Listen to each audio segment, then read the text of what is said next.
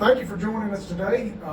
This is David Annis, and I'm Kenneth Waters with Tiger-Sul. We just attended a conference, the Agricultural Technology and Management Conference. We want to just do a little report on that meeting. One of the main things I took from the meeting was the fact that they were talking about economics of yield.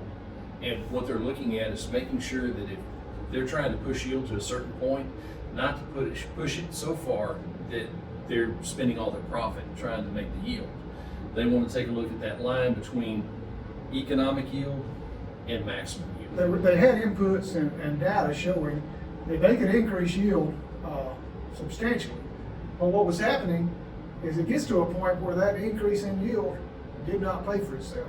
Now with Tiger-Sul product, we make a recommendation that increases yield, but also pays for itself. We had over 200 people in attendance there.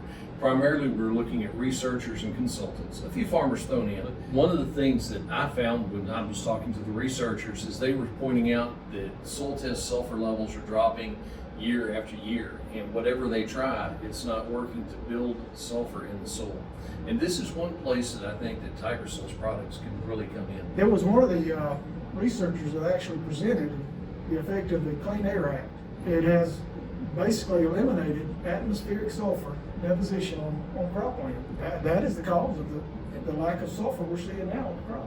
One of the things that we're doing is we're actually mining the sulfur from the soil, and we're to the point where we're going to have to put something back. One thing that was presented was that in sugarcane, that their recommendation is 24 pounds per acre of sulfur. And through the research, they're just showing that that is just not enough. I mean, you take a lot off of a crop when you do sugarcane, and it's not getting added back. So they're seeing increased yields from increasing that sulfur on those crops.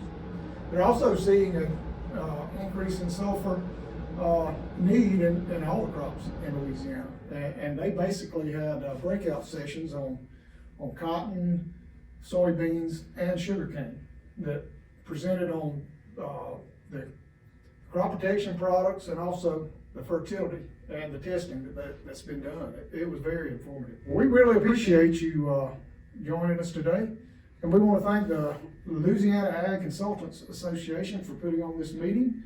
They do a lot of work in the state, and they also raise money to provide scholarships for people in the School of Agriculture. But thank you for joining us, and anything to add, David? That's all I've got. All right, thanks.